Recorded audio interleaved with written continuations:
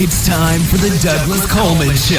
Mr. Smooth and Savvy is joined by guests from all walks of life, from the entertainment industry to authors to political and social commentators, the famous and not so famous, the controversial and the light and fluffy.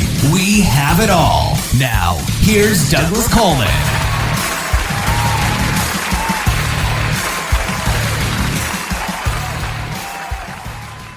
Okay, please welcome to the Douglas Coleman Show, Harker Jones. Hello, Harker. How are you? I'm doing well. How about yourself? Doing fine, thank you. Thank you for coming on the show. Thank you for having me. Nice to have you with us. Is Harker your real name? It is, yes. Okay. Interesting name. It seems to be unique. I Googled it, and I find it as a last name, but not as a first name. But who knows, maybe I'm just not finding it. But it's surprisingly might be unique. Well, I don't think I've ever met anybody with Harker as their first name, so I think this is a premiere for me. And I did have a guy on the show, which it's actually a very good interview if you want to listen to it. His name is Stagger Lee, is his first name.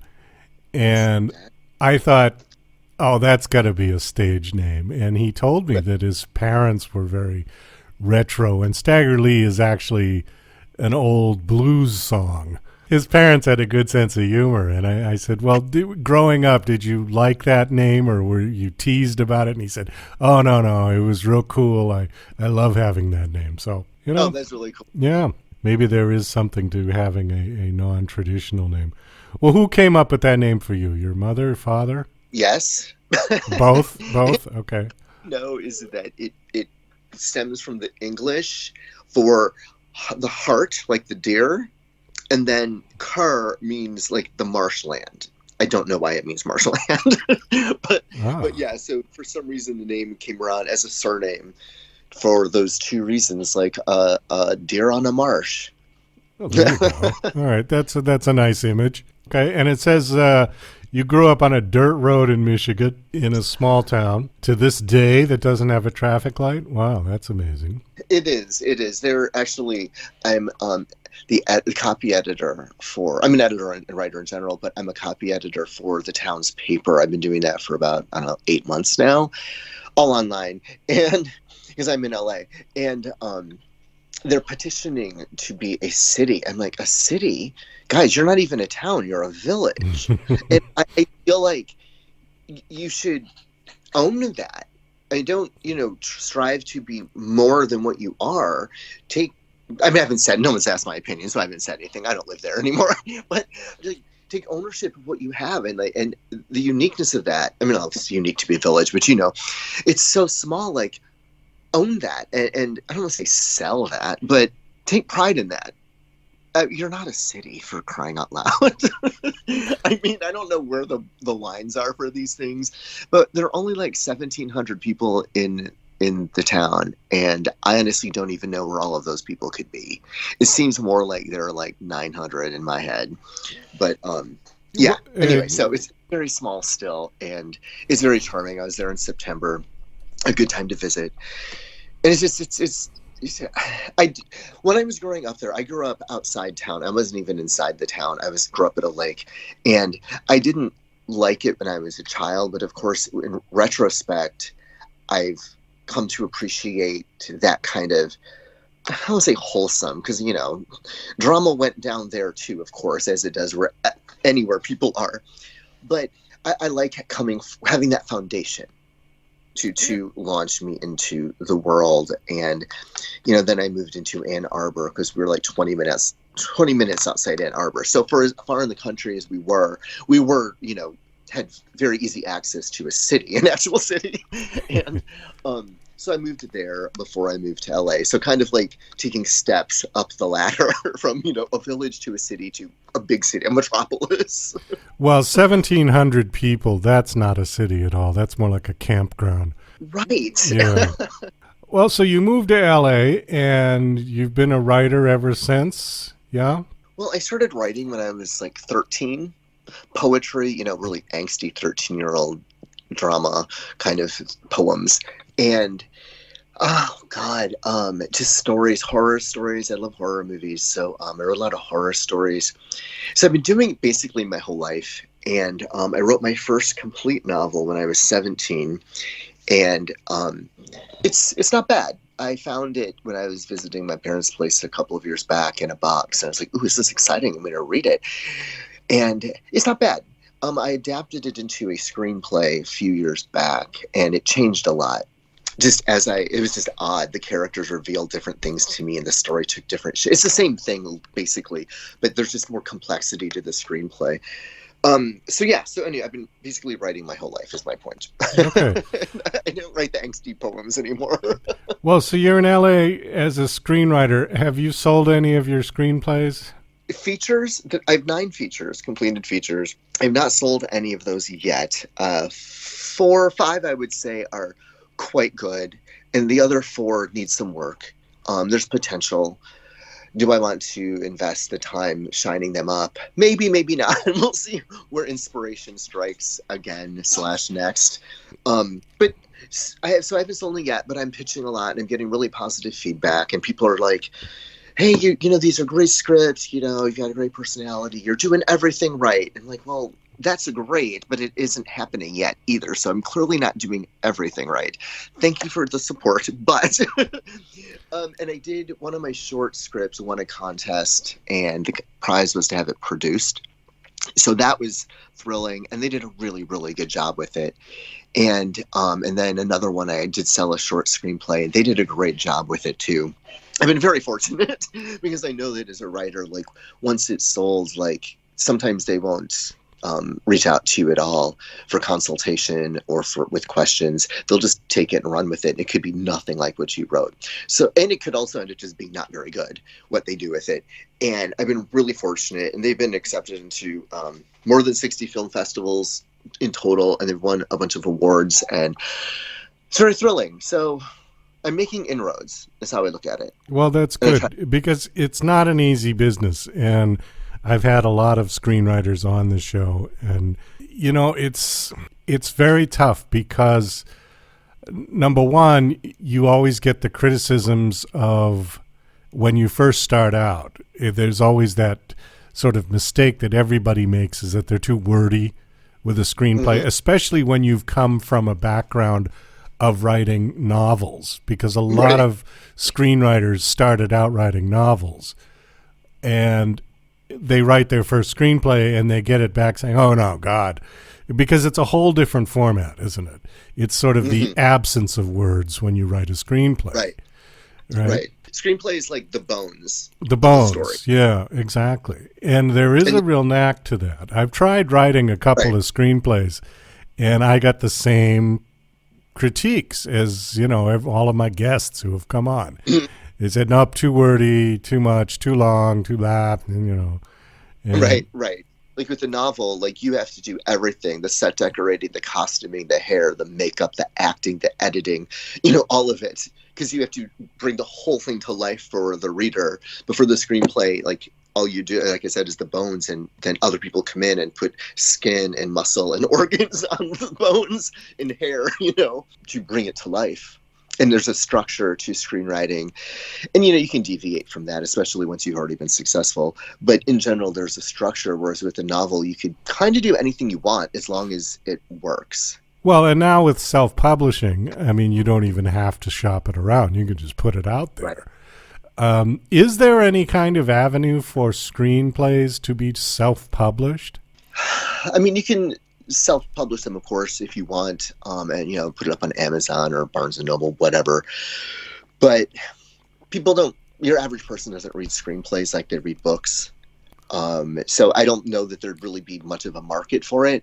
And if someone who is like actively like a producer or a manager or something, they get pitched screenplays all the time. I don't imagine that they would go out and like buy them, you know, online, because they're probably overwhelmed already with people submitting and asking and querying and saying, hey, will you read my script? Yeah, I'm sure they get hundreds of thousands, but there isn't a specific like website or something just for screenwriters to put their stuff up, though. There are, yes. There's something called Script Rep. Yes, and you can put your script up there and people can download it. Um, there's the blacklist, which is the big one, and you can put your script up there, and readers can download it, and executives and professionals or whatever can download it as well, and then you can order evaluations, and it's very, very hard to get an 8, which it's the scale of 1 to 10, but an 8 means you're in the upper echelon. And my last script got a 7. It was very exciting. And the reader just really, really loved it and had so many positive things to say. I'm like, why did you give me an 8? Oh, that's a 7 out of 10? 7 out of 10. Oh, well, that's good. That's good. And what he said was so complimentary that I can take quotes from that, because it's all true. I would never lie, of course, but take quotes from that and help to market it. Hey, the blacklist said this about this script. Said I'm fantastic, or whatever. When you start to write a screenplay, I mean, do you envision it in your mind as a novel first? Like you have all of the details in your head, like you were talking about the set, the costumes, the makeup, all that stuff, and then you've got to edit it all down. Is that sort of your process, or do you write it all out anyways? I kind of make it up as I go.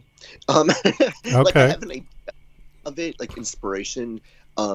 So it just comes very vividly to me, even though I'm just doing the bones for the screenplays.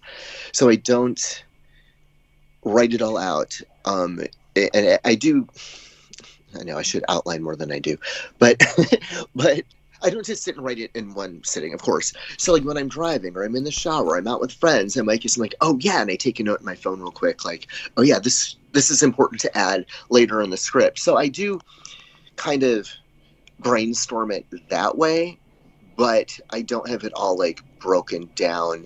Like even with my books, I didn't have that all done when in my head when I was starting it. Like the first one is a slasher whodunit, and I didn't know who was doing it until the very end, and I was like, well, I guess here I am. It's got to be one of these guys. And it was. So once I decided who it was and it came together well, it all works out. I just when I went through in the next draft, I just took out every instance where it didn't make sense for that character to be there or to say what they said. And, I just erased that part or gave it to another character. Yeah. Anyway, so it's kind of fun, seat of the pants, but I also, like I do, as I'm gestating it, things do come to me, various blasts of inspiration. It happens at the gym when I'm doing cardio a lot because I can't stop and take a note. On your bio, it says that you were managing editor of Out magazine for 7 years, spent 2 years in gay porn, and worked at Disney Publishing. Now, that's an interesting trio.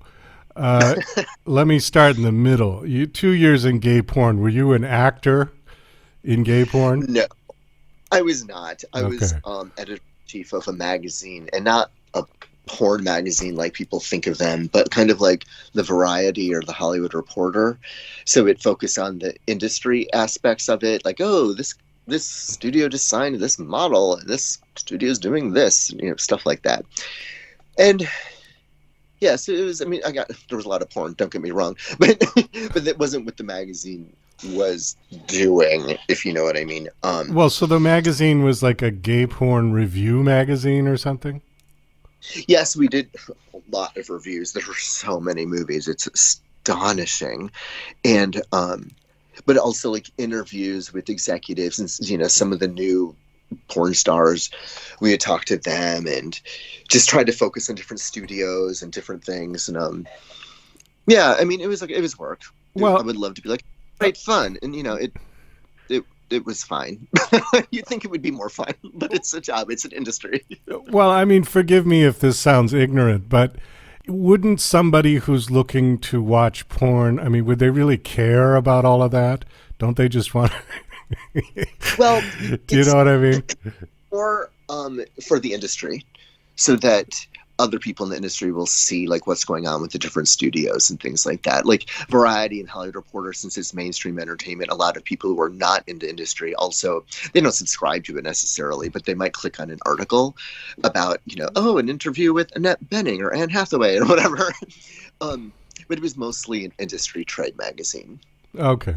All right. Yeah. And so the reviews were because it would also at this video stores didn't exist at that point, but they would go out to people like that too, who would like maybe purchase them, maybe websites to which one should I purchase because these have gotten good reviews, that kind of thing. And then I guess on the other side of the coin, what did you do at Disney Publishing? I was an editor for graphic novels and children's books, like down to like, this is watch Mickey and Minnie walk into the supermarket, that kind of thing. From that up to like young adult novels, some adult stuff, some Star Wars, some cookbooks. The cookbooks were actually really fun. Some biographies, just lots of stuff. It was really varied, and of course it was Disney, so it was work, but at least the material was fun. It wasn't editing like medical manuals or something. Oh yeah, that would be a real drag. Okay, and now you've got a book out called Until September, Amazon #1 best-selling gay love story. How long has this been out? This came out, 3.5 years ago. Oh, it's been out a while. Okay. It's been out for a while. It's still selling well. It's self-published. I'm the only one who's promoting it, and I'm not promoting it all the time. It costs money. If I'm not selling it when I'm promoting it, I'm just going to put this on hold. But I sold about 1,300 copies. That's which good. Is yeah, that is good. Right. I mean, I don't have Random House out there, putting me on a book tour, I've gotten fan letters, I don't know, like maybe 12, which, I mean, I didn't expect one. I never even thought about it. The first one just blew my face off. I never once thought about it. And it's very sweet. People are very supportive. People are also like, I can't wait to read whatever you write next. And I'm like, well, I wrote a slasher movie. It's dramatically different because Until September is kind of a bleak love story. And it's very serious.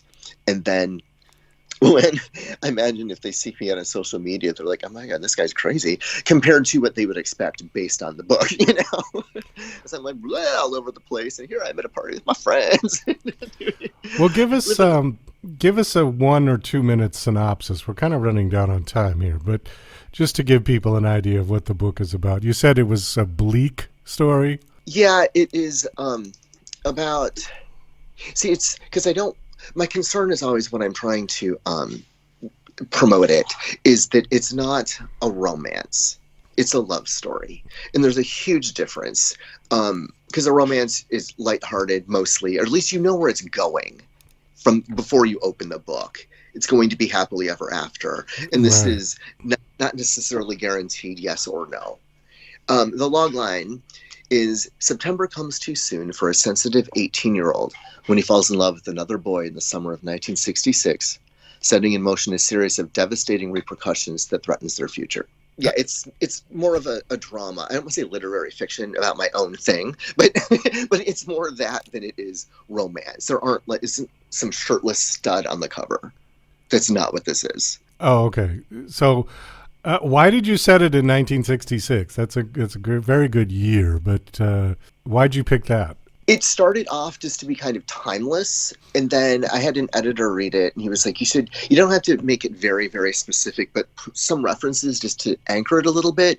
It was like, oh, okay. So I put some references, and then I've since adapted it into a limited series. And when I was going to self-publish it, I was like, I'm going to give this a specific time. And it kind of seemed around the time, I wasn't born yet, but it kind of seemed around that time, like the gay rights thing was starting, but this is like a wealthy white kid. Like it wasn't affecting him yet. And the civil unrest that was happening in the 60s had started, but it wasn't it hadn't taken over yet. And so it still had kind of like the quote unquote innocence of how we think of the 50s. So it's kind of that in-between time. And it seemed kind of timeless that way. Okay. Yeah, times were changing in 66. Right. It was It was a transition period, definitely. Let's see. You've got short thrillers, Cole and Colette, and One Hit Wonder. So what are you working on now? Well, I finished the the limited series adaptation of Until September, and I'm polishing that. So far, the feedback has been very, very positive, which is great. It happened very easily because I know it so well, and I was adapting my own book, so it was fairly easy. And I wrote a thriller called The Alexandrite Ring, which I compared to Shutter Island and Memento, and that has gotten just mind-blowingly positive response. And it's the one that came easiest to me. It's almost a first draft at this point. And so that's what I'm working on now. And I'm entering that in contests, because the bigger contests, the more expensive contests, because the feedback has been so solid. And so I'll see where that goes. And I talked to a manager who really loves me and some of my other scripts, and he loved this. He really wants me to direct it. And I'm like, oh my God, I never thought about directing. And so he's like, just think about it. Get back to me if you want to. I'm like, oh my God, this is big. But I've also never directed anything. I never thought about directing anything. I don't know anything about it.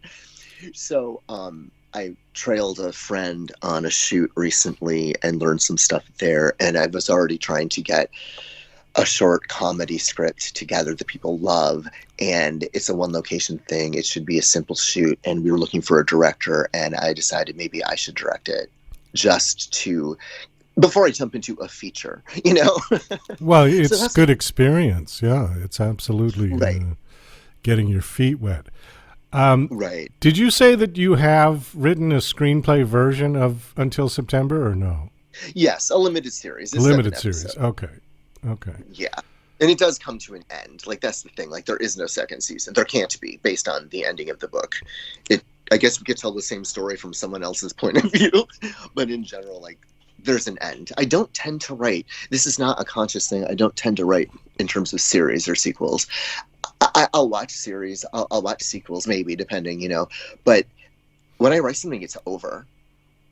I don't know why. It's just the end, literally the end. Well, I mean, I think that's good in a sense, because, they can beat a horse to death with some of these on and on and on. And especially if a big studio gets a hold of it and the first one really takes off, you're damn sure they're going to want a second one and a third one and a fourth one, and until the thing just dies. Right. I mean, what was the one? Nightmare on Elm Street. Oh, yes. I mean, what did that go on to? 8? I mean, it was 8, 9, 17. It was insane, and the first one, I loved it. I thought it was great. The first 2 or 3 were okay. Mm-hmm. It happens a lot. Yeah, and then it just went downhill from there. They made him into a comedian, and it became so stupid, where I'm like, it's not scary if it's funny. And I don't. You're right. Yeah, he became very tongue-in-cheek towards and it just was wrong. Yeah. And then with the remake, it was like at least a decade ago now, and that failed critically and commercially, and they've never made a sequel to it, which is a little bit surprising considering it made, enough money, but not that much. It is surprising they haven't done something else with that property at this point, because it's a Nightmare on Elm Street. It's a gold standard, and they beat these things to death, as you said. Well, I don't want to see them revive it now, because it's been, 40 years since the first one? And, leave it. Just sometimes it's better just to leave something in the past and leave it as a sort of a landmark and a time marker, if you will, Right. 100%. We don't need sequels to everything. Sometimes now Freddie's going to have an iPhone. I mean, come on. Right. God, right. He can contact them through apps. Yeah, exactly. That's exactly how it's going to be. He's going to, what was the dream one, where he came into your dreams? Now he's going to come through your phone. He's going to infiltrate your TikTok video. And I mean, please. God, yeah. And some of those techno thrillers are fun. Unfriended, both of them are really solid. So they can work, but it doesn't need to be Freddy. Well, that's the whole point. I mean, it's got to start fresh with, new people who weren't even born when the first Nightmare came out. I mean, Johnny Depp was 16 years old or something in that first one? Something. Yeah, he was young. And now you look at him, but yeah, I mean, I love Johnny Depp. I'm not knocking him. It's just great. that, you know. No, me either. He's great. Yeah, it's just been a long time since that one. Long time, yeah. All right. Well, listen, Harker, we got to wind this down. Thanks so much for coming on. This was fun talking to you. Thanks for having a lovely conversation. Do you have a website you want to give out? Well, no. You can find me though at Harker, Harker. I keep telling people the name of my autobiography will be Parker with an H, semicolon, Harper with a K. That's what I have to do for people to understand my name. So Harker, Harker _J. That's Instagram, and Twitter at Harker Jones. I'm sure you're the only one, right? Yeah, it does make it easy to get a landing page and, screen names and stuff. Well, best of luck with everything you're doing. It sounds like you've got lots of irons in the fire. I hope something comes to fruition for you. Thanks. Me too. And best of luck with everything you're doing. Thanks so much. Thanks for having me.